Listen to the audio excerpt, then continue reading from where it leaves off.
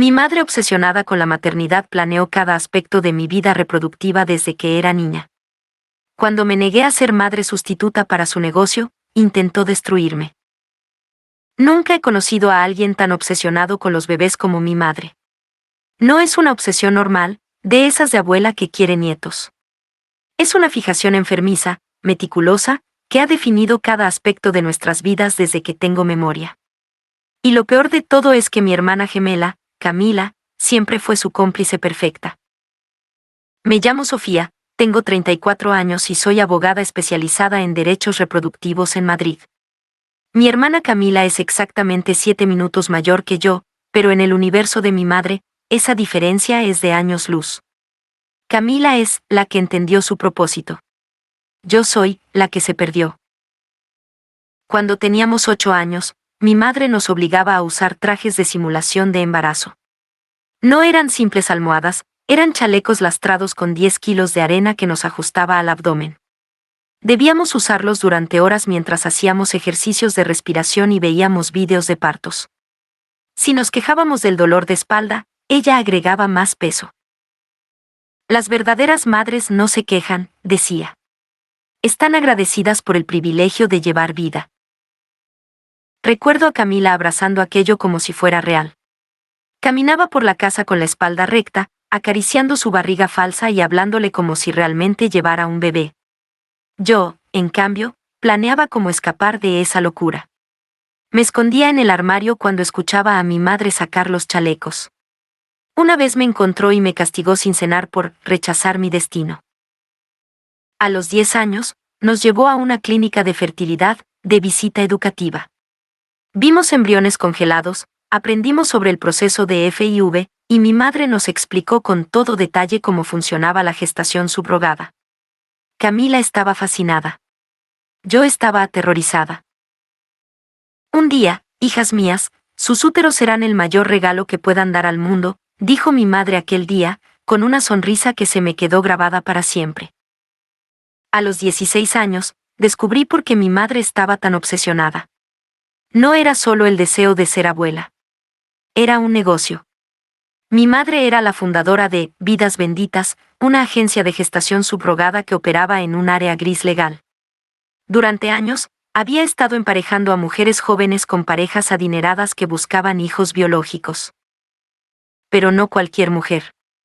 Mujeres vulnerables, con problemas económicos, a las que convencía con promesas de dinero fácil y la bendición de dar vida.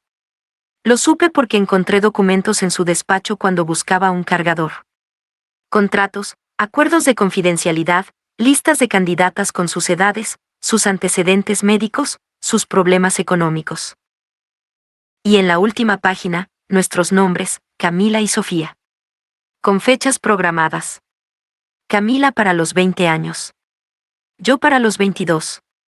No éramos sus hijas. Éramos su próximo producto. Mi hermana, en lugar de horrorizarse, abrazó su destino con una devoción que siempre me pareció inquietante. A los 18 años, cuando la mayoría de las chicas celebraban su graduación, mi madre le organizó una fiesta no por haber terminado el instituto, sino por haber firmado su primer contrato de gestación subrogada. Todos la llamaban un ángel, una bendición. Las amigas de mi madre, todas vinculadas de alguna manera a Vidas Benditas, la abrazaban y le decían lo valiente que era. Yo me sentaba en una esquina sintiéndome como si estuviera en una subasta de ganado. En los siguientes 5 años, Camila gestó 4 bebés para 4 parejas distintas. Cada vez que volvía del hospital, mi madre la paseaba por el vecindario como si hubiera ganado el premio Nobel. Miren a mi generosa hija, regalando el milagro de la vida. Mientras tanto, yo estudiaba Derecho en la universidad, era voluntaria en refugios para mujeres y me especializaba en derechos reproductivos. Quería entender cómo funcionaba legalmente todo aquello, cómo se podía evitar. Pero nada de eso importaba para mi madre. ¡Qué desperdicio de útero!, decía a quien quisiera escucharla. Su hermana ya ha bendecido a 4 familias y ésta se guarda su fertilidad para sí misma. Lo más aterrador fue ver cómo Camila se deterioraba después de su 4.º embarazo. Con solo 23 años, apenas podía caminar sin dolor. Tenía la cadera destrozada, infecciones constantes y se le caía el cabello por mechones. Su cuerpo, antes fuerte y saludable, era un campo de batalla devastado. Pero cuando intenté hablar con ella, me tomó las manos con lágrimas en los ojos. Sofía, para esto fui hecha. Mi cuerpo es un instrumento de milagros. ¿Por qué no puedes entenderlo? Fue entonces cuando supe que la había perdido para siempre. Mi madre había moldeado su mente desde la infancia, igual que había moldeado mi cuerpo con aquellos chalecos de arena. La diferencia es que a mí no logró moldeármela. Decidí fingir. Aprendí a darle a mi madre lo suficiente para que me dejara en paz, pero sin comprometer mis principios ni mi libertad. Le dije que estaba considerando quedar embarazada cuando encontrara a la pareja adecuada. Usaba ropa más suelta en las reuniones familiares para que pensara que quizás ya estaba en ello. Incluso busqué clínicas de fertilidad frente a ella, diciendo que quería informarme. Mientras tanto, en secreto, me preparaba. Me especialicé en derecho reproductivo, me hice experta en los vacíos legales que permitían este tipo de abusos. Trabajé con organizaciones que ayudaban a mujeres a salir de situaciones de coacción reproductiva. A los 28 años, ya era una abogada respetada en el ámbito. Pero mi madre no cejaba en su empeño. Cada cumpleaños, cada Navidad, cada reunión familiar, el tema era el mismo.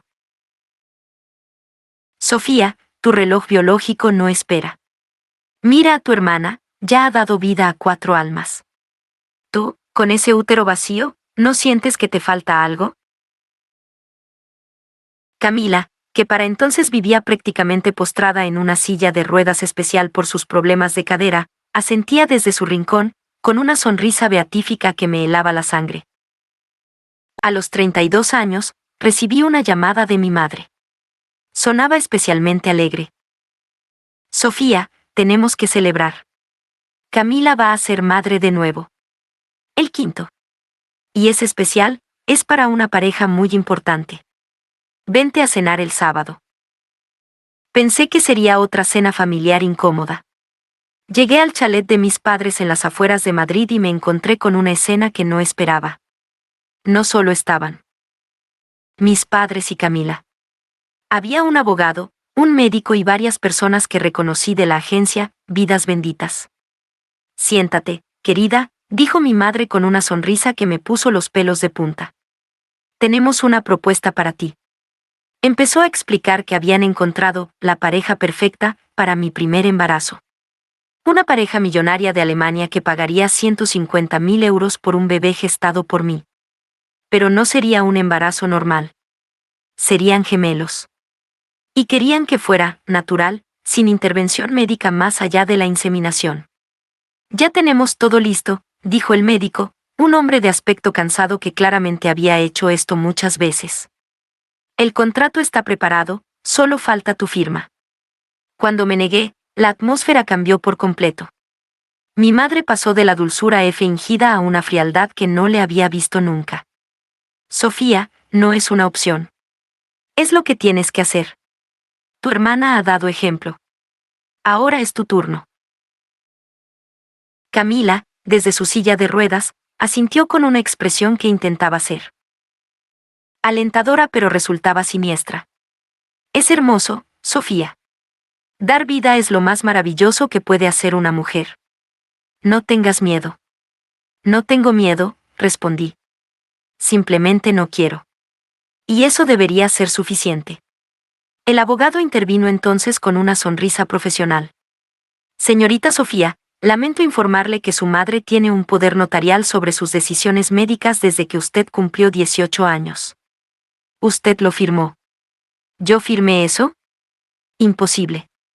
Jamás habría firmado algo así. Mi madre sacó un documento de una carpeta.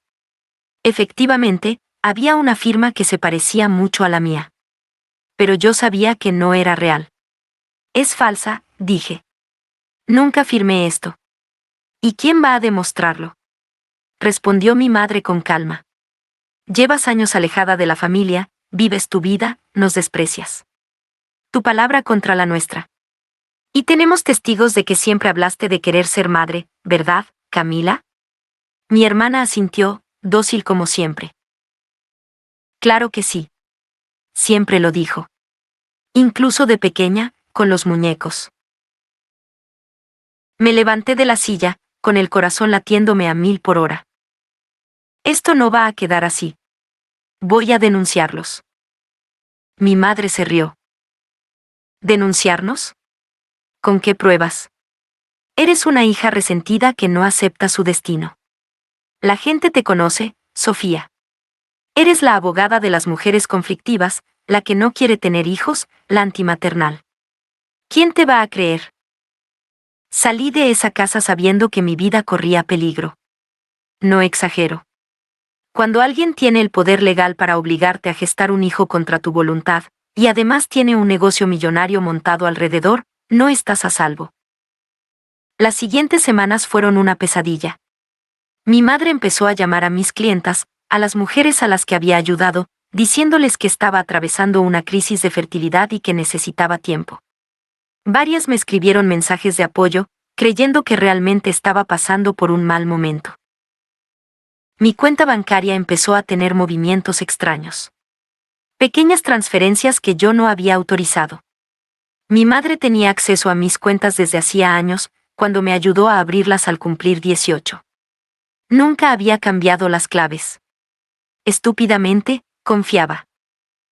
Una noche, llegué a mi apartamento y encontré la cerradura cambiada. Mis cosas estaban en cajas en el pasillo. El portero me miró con lástima. Lo siento, señorita Sofía. Su madre vino con los papeles. Dijo que usted no estaba bien y que necesitaba mudarse con la familia para que la cuidaran. Mi madre me había desahuciado de mi propia casa. Terminé en un pequeño estudio que me alquiló una amiga, una colega abogada que había visto casos similares. Vivía escondida, sin dar señales de vida, mientras preparaba mi contraataque. Pero mi madre no se rindió. Puso a un detective privado a seguirme. Contrató a un abogado para que solicitara mi ingreso involuntario en un centro psiquiátrico, alegando que estaba delirando y que me había obsesionado con la idea de que mi familia quería robarme. Lo más aterrador fue que casi lo consigue. Una tarde, 2 enfermeros se presentaron en mi estudio con una orden judicial para llevarme a evaluación. Mi amiga, que estaba conmigo en ese momento, les enseñó su carnet de abogada y les dijo que esperaran mientras verificaba la orden. Cerró la puerta, llamó a un juez que conocía y logró detener el procedimiento. Esto es solo el principio, me dijo. Tienes que actuar ya. Empecé a investigar a fondo el negocio de mi madre. Contraté a un detective privado, el mejor que pude encontrar con el dinero que me quedaba. Lo que descubrió me heló la sangre. Vidas Benditas no era solo una agencia de gestación subrogada. Era una red de tráfico de mujeres. Mi madre reclutaba a jóvenes en situación de vulnerabilidad, las convencía para firmar contratos, y luego las mantenían en residencias, donde eran controladas durante todo el embarazo. Les pagaban, sí, pero mucho menos de lo que prometían. Y las que se quejaban, desaparecían. Varias de esas mujeres habían intentado denunciar, pero sus casos se archivaban misteriosamente. El detective encontró conexiones con políticos locales, con jueces, con inspectores de sanidad. Mi madre había construido un imperio sobre los cuerpos de mujeres desesperadas, y tenía protegidos en todas partes. Camila no era solo una víctima más, era su principal reclamo publicitario.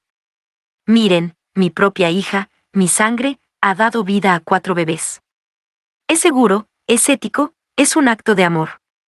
Nadie veía la silla de ruedas, las infecciones, la mirada vacía.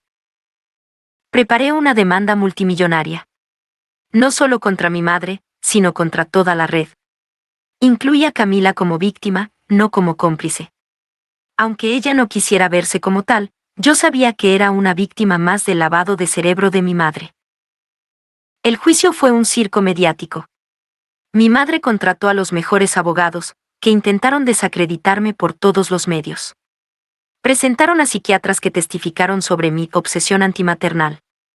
Mostraron fotos mías de adolescente, con aquellos chalecos de simulación de embarazo, diciendo que yo había querido ser madre desde siempre. Pero mi detective había hecho bien su trabajo. Tenía testimonios de mujeres que habían escapado de las residencias. Tenía documentos internos de la agencia. Tenía grabaciones donde mi madre hablaba de sus inversiones y sus productos. Tenía, sobre todo, el testimonio de una enfermera que había trabajado en una de las clínicas y que confirmó que los poderes notariales de muchas mujeres, incluido el mío, eran falsificados. El momento más impactante fue cuando llamaron a Camila al estrado. La llevaron en su silla de ruedas, con aspecto frágil y demacrado. El abogado de mi madre esperaba que repitiera su discurso de siempre, el de dar vida es un milagro. Pero algo había cambiado. Camila, preguntó el fiscal, ¿usted considera que su madre la obligó a tener estos embarazos? Ella miró a mi madre, que la observaba con una mezcla de advertencia y confianza. Luego me miró a mí. Por un instante, vi un destello de la hermana que había sido antes de que todo esto empezara. Mi madre me enseñó que mi único valor era mi útero. Me convenció de que no era nada más. Y yo le creí. Durante años le creí. Pero cuando vi lo que le hizo a Sofía, cuando vi que intentaba hacerle lo mismo, supe que no era amor. Era negocio. Siempre fue negocio. Mi madre gritó algo desde el banquillo. El juez ordenó silencio. Pero ya era tarde. La imagen de la hermana sacrificada, la mártir de la maternidad, se había roto para siempre. El juicio duró 3 meses. La sentencia ocupó 200 páginas. Mi madre fue condenada a 15 años de prisión por trata de personas, coacción, falsificación documental y administración fraudulenta. Su red de cómplices, incluyendo médicos, abogados y funcionarios, también recibieron condenas. La agencia, Vidas Benditas, fue clausurada definitivamente. Camila no fue procesada. Se la consideró víctima, no cómplice. Pero ella no lo vio así. Debería estar en la cárcel, me dijo después del juicio. Dejé que me usaran. Dejé que usaran mi cuerpo. Y lo peor es que lo defendía. No fue tu culpa, respondí. Te lavaron el cerebro desde que eras una niña. Tal vez. Pero ahora tengo que vivir con esto. Con este cuerpo destruido, con estas cicatrices, con estos recuerdos. Y con saber que fui parte de algo horrible. Nos abrazamos. Fue el primer abrazo sincero que compartíamos desde que teníamos uso de razón. Han pasado 5 años desde aquel juicio. Mi madre sigue en prisión, y aunque ha solicitado la libertad condicional varias veces, siempre se la han denegado. Su red fue desmantelada, pero sé que hay otras como ella en otros lugares.